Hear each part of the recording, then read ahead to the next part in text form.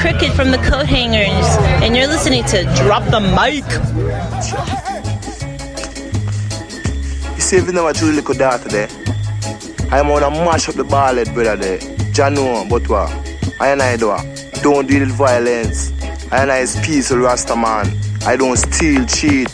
You see it? I man serve. Selassie I continually. No matter what the weak heart say. And I know that I is like a tree that planted by the river of water. And not even the dog that piss against the wall of Babylon shall escape this judgment. For I know what? I know that all of you shall witness the day that Babylon shall fall. Welcome back to our San Diego podcast. This is Drop the Mic, and we are your hosts. First up, we have DJ Onarres. What up, everybody? Followed by Diego Luna. What's up, everyone?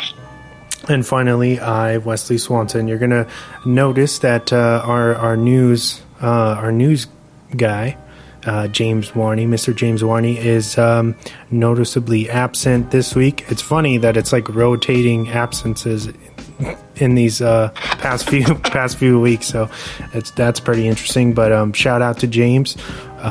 We hope you're doing well, buddy.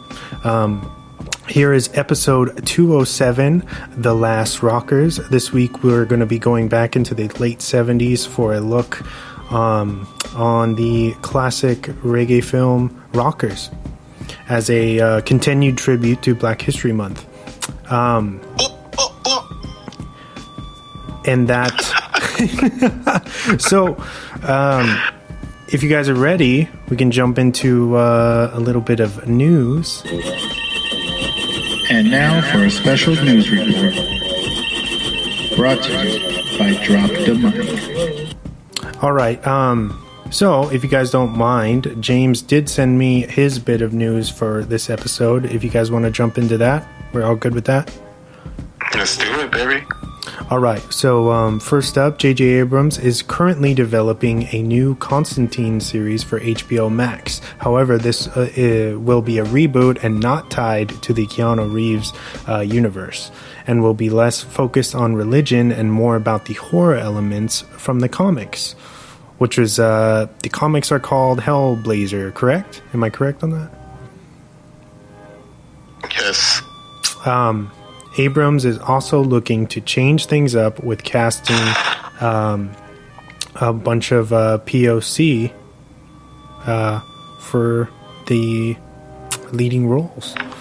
Dope. Yeah, I think that'll be a cool change of pace.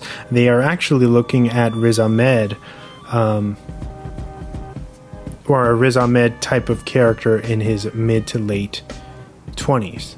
And for anybody who doesn't know Riz, he's from Nightcrawler, The Sound of Metal, Venom, very prolific contemporary actor right now. So that's exciting. Moving on, casting for HBO Max's series Green Lantern Corps is set to be revealed very soon and will begin filming April 12th in Los Angeles. Awesome. Hell yeah. Due to Tom Cruise's promotion schedule for the new Top Gun, Mission Impossible 7 and 8 will not be filming back-to-back. Both 7 and 8 have kept their original release dates for now. So, are we still excited for more Mission Impossible movies? If people will still want to see it, I think they should continue making them. But it's like kind of like Fast and Furious, you know. People say, "Oh, I'm tired of that," but then it's so flocked to watch them, you know. Yeah. I'm just being honest. Yeah. I feel honest, I'm like that. Go ahead. Oh no, I was just gonna say. I think the newer, for me, the Mission Impossible somehow just continued to get better. It seems like, and it's really weird. It's really weird. Like, considering how long this franchise has been going on, they somehow top themselves every time. So I'm definitely interested, and of course, it's always pretty exciting to hear or see Tom Cruise doing these insane stunts all the time. True. And they're real, dude. Yeah. I'm just glad he's active like that, dude. Like, at his age, you know, if they're making those things, like, you know, for you, they're getting better over time, they should keep going. But for, like, you know, there's like our Diego said, some people are just over it, but they are getting better, dude, and they're getting more wild. So why not, dude? Well, I want to see what he does next. And to be honest, yeah, I totally agree. But moving on, this is very exciting news. Donald Glover and Phoebe Waller-Bridge have been cast in the new Mr. and Mrs. Smith's reboot. This will be shot as a series and available on Amazon's streaming service. The slated release date as of now is 2022. In James's final piece of news, director Adam Wingard, who you guys might know for his work on the Blair Witch reboot. He also did the Death Note film for Netflix. He's doing Godzilla vs. Kong. He did The Guest. Tons of great stuff from this guy, but he is actually going to be writing and directing the direct sequel for 1997's Face Off with Nick Cage and John Travolta. A sequel? Or is it a reboot? No. He was very direct in saying that it is not a re-envisionment. It is a direct sequel to the Travolta versus Cage film, which is pretty exciting and bold, if you ask me. Damn, we might see a bald Travolta on this one. Yeah. no. If they come back, there's no of course the cast is not set, so it'll be interesting to see what they have planned for that or how they're going to pull it off. Yeah. But it's exciting nonetheless, I would think. I think so. They have to get them back, right? I don't know. Yeah. That sounds dope, dude. I think they should do it.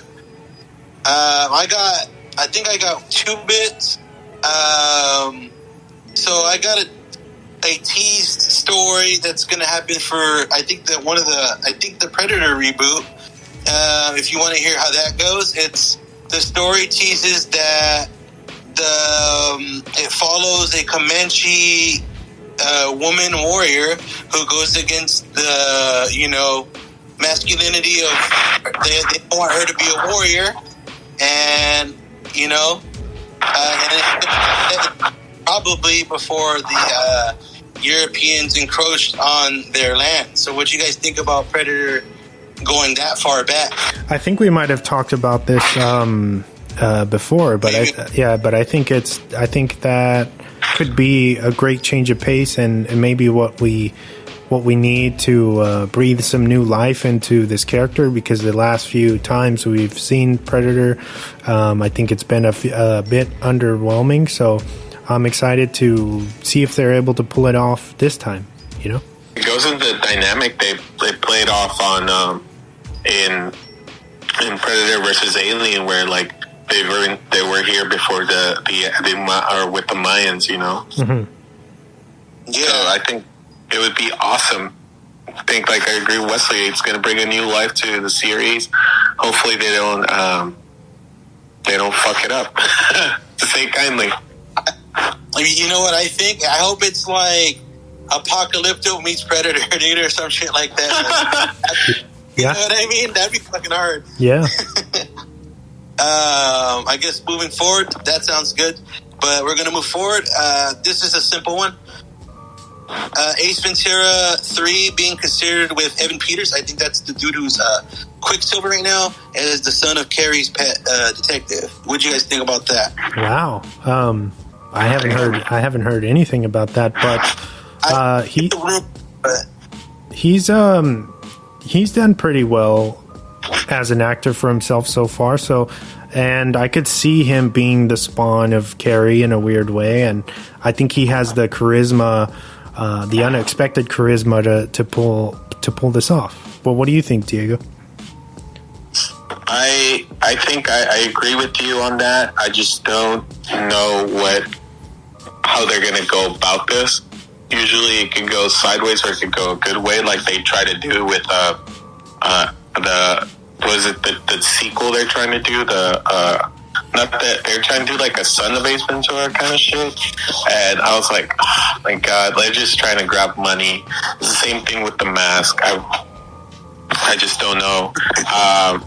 To be frank with you, I'm a very hard critic when it comes to sequels of that, especially when they bring in new actors and stuff. But if they bring in Carrie, I think, and just that, not even him making him the protagonist, but like, you know, him just doing cameo appearances here and there or being a secondary supporting actor, I think would be perfect. Just because the namesake of Jim Carrey with that series is like, whoa. It's like when Macaulay Culkin left Home Alone, dude. Like, it wasn't Home Alone. Yeah. Even though the third one was pretty good. Like, you know, it's that Macaulay Culkin was attached to that. They should have made a reference to it or have him come on at least to do a casual appearance. But I don't know. I'm just like, when it's like big actors like that attached to a movie series, I just think they should always at least come back at least for one, and then you could write them off somehow, you know? Yeah. And especially since they're still alive, you know, might as well use them while we got it. I think it would be in their best interest to include Carrie, especially because his name has gotten a lot bigger with Eggman and Sonic. So he's relevant again, and he could do like a secondary kind of character like Stallone for Creed. You know, in the vein of that, I think they should do that. And hopefully the new Face-Off. So yeah, dude. Yeah, I think it's good, but like you guys are saying, it has to happen. If Carrie's not somehow at least name dropped or something, like, you know, I don't know. Yeah. I'm for it though. I think we need something funny again like that. That'd be nice. Yeah, there's not too much. There's not too much slapstick in that style around anymore. So that could be fun. I think so. Who else got news? I think it's Diego, and it's Wes got news too. We still got Wes. So I just want to talk about obviously the elephant in the room, the drop that we got on yesterday. I want to talk about Mortal Kombat trailer. How amazing was that motherfucker? And a red band at that. Oh, yeah. Which is, for those people that don't know, red band trailers are usually the ones with the show more gore, actually show, like, you know, profanity or like, you know, stuff. What do you guys think about that? Let's go ahead. I'm sure everybody knows this, but I'm a huge advocate for Mortal Kombat. We've all been following this production pretty closely, and to see this finally getting a trailer and having it be so effective and sincere to its origins, finally, after all these years, it made me want to cry, man. It looked that good with the fatalities and the attention to detail of the character. Everybody that you see on screen, you know who it is, and man, it's just it was mind blowing. Yeah, I agree. You don't think Sub-Zero's helmet looks a little big, dude? Not just joking. Yeah, it definitely is sticking true. If I'm not mistaken, I think someone pointed out that I saw in a comment that like Sub-Zero did some crazy shit, like some real video game shit, where like blood comes out, he freezes it and stabs someone with it, dude. Like, that's fucking sick, dude. That's I don't know. I gotta go and watch that video, but that already, if someone caught that, it's too fast for my eyes. These dudes are gonna get down in this movie, dude. I'm just excited. It's amazing. Yeah. I mean, they spoiled what's happening, that happened to Jax. I mean, we saw that, right? Oh, yeah. But any true fan knows that his arms are artificial anyway. So, I mean, that's not a big thing for me. But, yeah, it was interesting that they dropped so much. They dropped that kind of violence. But, yeah, I couldn't believe that it was a red band trailer. and the gore and the effects look top tier. And then we're getting